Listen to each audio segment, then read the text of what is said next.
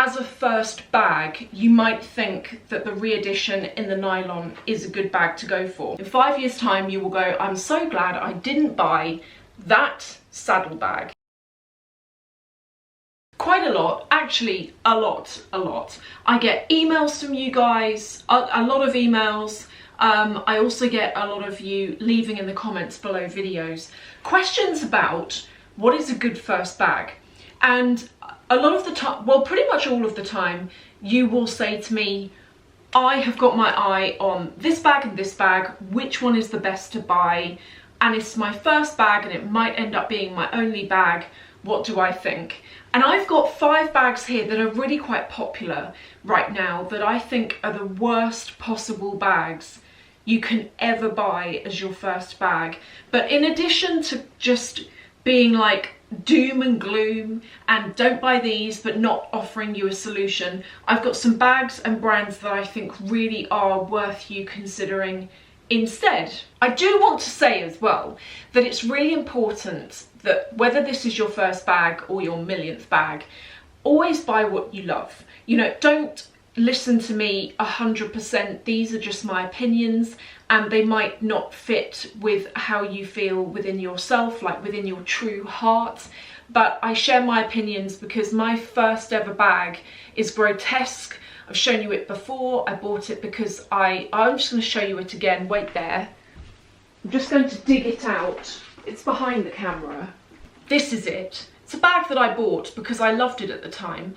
I should have bought something like a classic flap, or, you know, I don't personally love them, but even if I bought a Louis Vuitton Speedy, that's something that's still classic. I know some of you will tell me that this has come back round again, this print, but it's not come round, you know, enough that loads of us would want to go out wearing this. I certainly wouldn't. I think, to me, it looks so 2000s. So that is what I'm talking about, really. How to avoid that mistake that I made.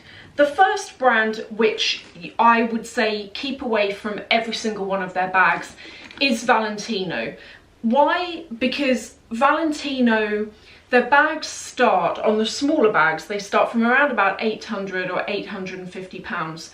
Their bags really, for a start, they don't hold their value when it comes to resale. I know that for resale and for making money, that isn't a concern for everyone, but our tastes change as we get older. What you like now, you might not like in 5 years' time. And so having that peace of mind that your money is not lost in what you've bought and that you can sell your item in the future for at least what you paid for it, I think that's, for me at least, that's some quite good peace of mind. And with Valentino, their stuff just doesn't do that. It doesn't hold its own. I don't really feel as though Valentino have got one regular classic bag. One minute they've got the small rock studs and the next minute they've got the larger ones going on. I feel like they're a bit all over the place, and I would just say, this is a bag I don't use anymore.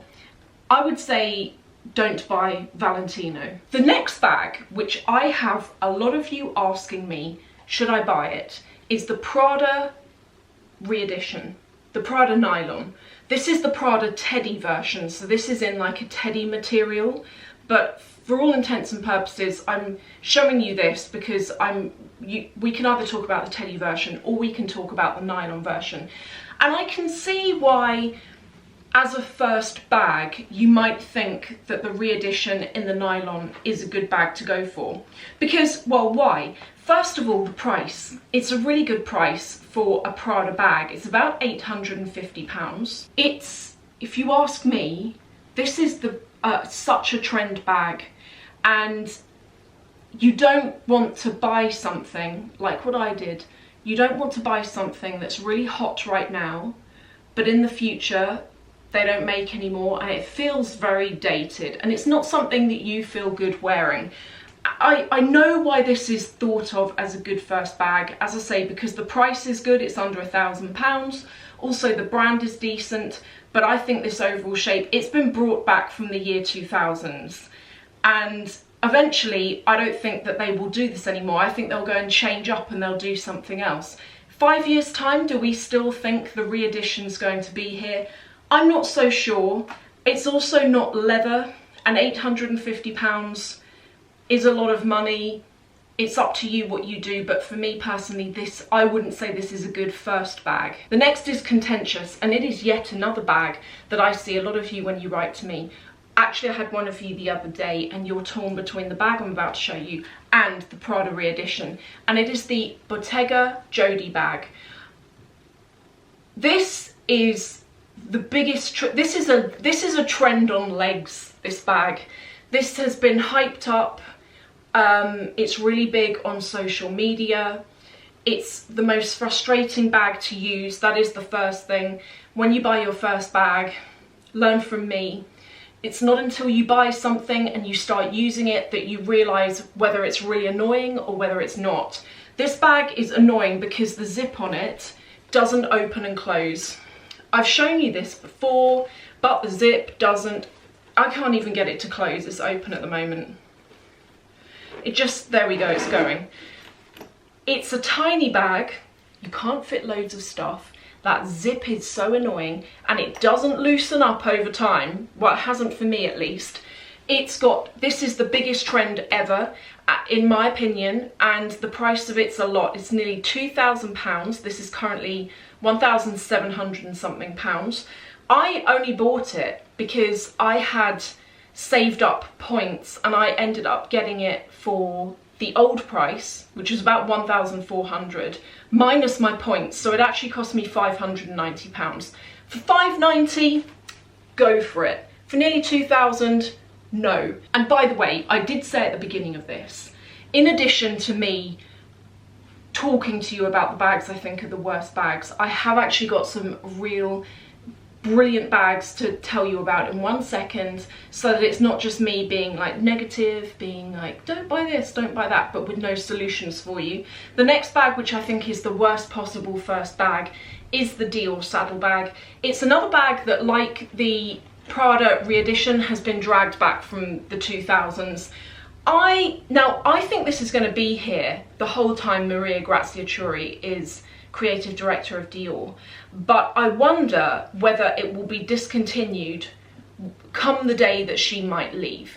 You know, I came to find out the other day that the Dior Armour and the Dior Ever, the reason why they were discontinued, she actually discontinued them because they were from the Raf Simons years that he was there, and she wanted to be like clear out his stuff, bring in her own.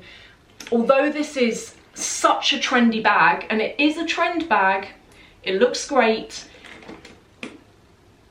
it's not good as your first and potentially your only bag. Don't do it. You will in 5 years' time, you will thank me if I'm still on the internet. In 5 years' time, you will go, I'm so glad I didn't buy that saddle bag. And then the final worst bag you can ever buy, although this worst bag isn't just relevant to the actual bag that it is. It's relevant to any bag that is a quirky shape or design. It is the Louis Vuitton Can bag. I should say that with all the bags I'm showing you, I love them, but I'm very aware that they are trend. Very aware. This one, maybe not, because one of you told me that this has been around since like 2004 or maybe even before then. But I would say as a first bag, this is a big no-no. It's, I mean, I don't mind using it, but it's a weird one to use because of the cylindrical shape of it. I've actually got a bag organizer in it, but when you use it and you have it kind of on you like that, when you're in and out of it, it does sag down a bit, and from a usability point of view, it kind of is like a tad annoying. But the shape of it, it doesn't go with every single outfit.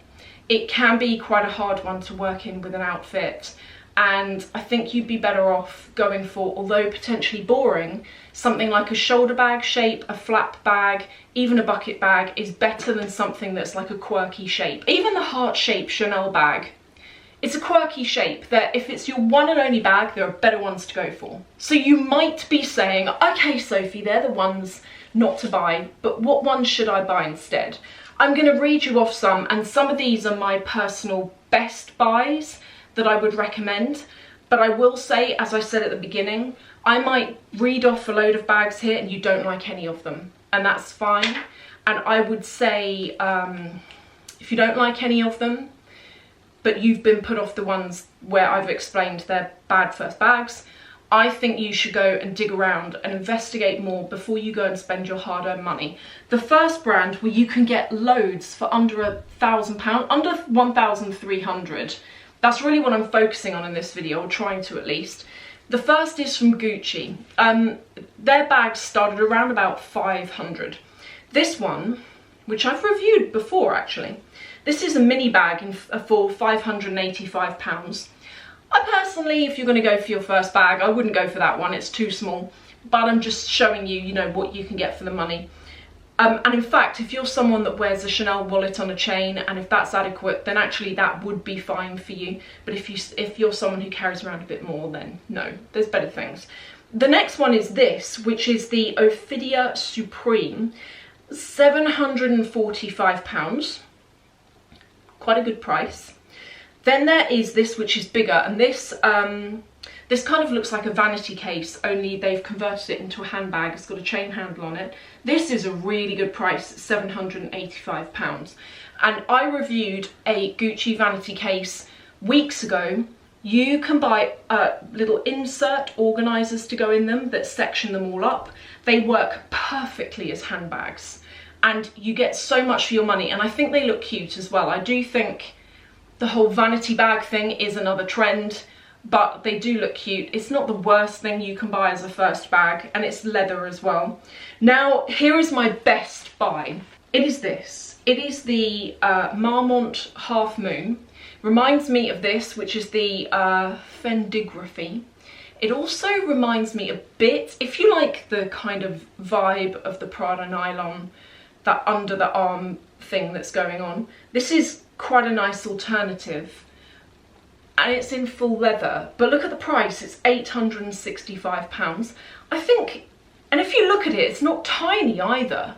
You know, normally for under £1,000 you get something that's like miniature, but actually that's quite a good bag.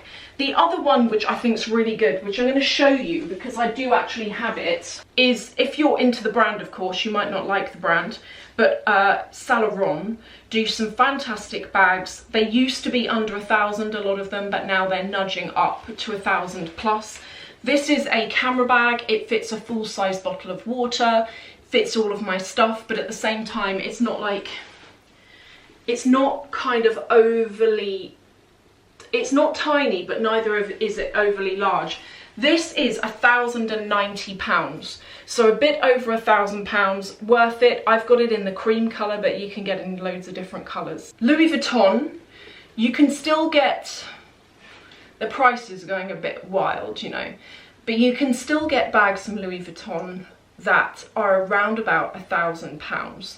And I think if you're looking at any of these brands and you want a classic bag, Louis Vuitton is a classic brand. It's like one of those classic long-term brands that's up there in my mind with the Diors and the Chanels, you know, it's on that kind of level. There are still bags you can get from there that are just about still worth it. One of them is a bag I talk about a lot, and it's the Alma BB. It is currently around about £1,200. I would say, and this fits a full bottle of water as well along the bottom. It's deceptive, you can fit a lot in it. You also get with it, aside the bag, you get a separate padlock. You can have your initial or your initials heat stamped onto the key pouch there. It also comes with a crossbody strap. You know, you get a lot of bag for your money with this. The shape is classic, the brand is classic. I can see this being something that 5 years from now they definitely still make. It's that kind of Audrey Hepburn shape of bag. And then, if you are thinking, I really like Prada, what's there from Prada? Prada's a difficult one because financially, Prada doesn't hold its own. If you buy something Prada and you sell it quickly, or not even quickly, the chances are you're not going to make back your money. And I also think with Prada bags, with the nylon bags, they're not best quality. They're not, you know, even for £850 for the Prada nylon under the arm re-edition, £850 for canvas, and it's not even the kind of canvas you get with Gucci or Louis Vuitton or Goyard, where it's like really thick, durable. It's literally fabric canvas. It's nylon, it's not even canvas. I think their bags are a lot, but I've got one hack for you that you might not be able to do it, everyone, but here it is. If you can find an outlet, Prada are a brand that sell bags in outlets. If you think that that re-edition is £850 and it's not the biggest bag in the world, look at this. This was £720, and they had other bags, not just this style. They had bucket bags, little backpacks, flap bags. They had the whole range available. This was from Bicester Village, and Bicester Village is a designer outlet in the UK. This had 40% off the retail price that it was originally. And for me, based on the fact it's fabric, nylon, 720 is as much as I would want to pay. Anything over that, although their stuff's really nice, I just think there are better things you can go for. So there we have it. They are the bags that I think are worth you avoiding and worth you considering. If you have watched this and you don't like any of the examples of things that I've suggested, I knew that would be the case because everyone doesn't like the same things, but hopefully you can get the gist that if there's a nagging doubt in the back of your head that you want like the Bottega bag because you've seen it everywhere and it looks really good, but you know deep down that it's not going to be a long-termer, leave it a bit. You know, I keep thinking about the Fendigraphy bag. I've spoken to you all about it before. I really like it, but I know it's a trend bag, but it's a bag that I have had my eye on ever since it launched in what must have been March this year, and I can't move on from it. But I keep delaying it. I'm not going to go and rush to buy it. It's not going anywhere. But it's making me think that if I should buy anything, it should be the baguette bag. That's going to be the more long-term.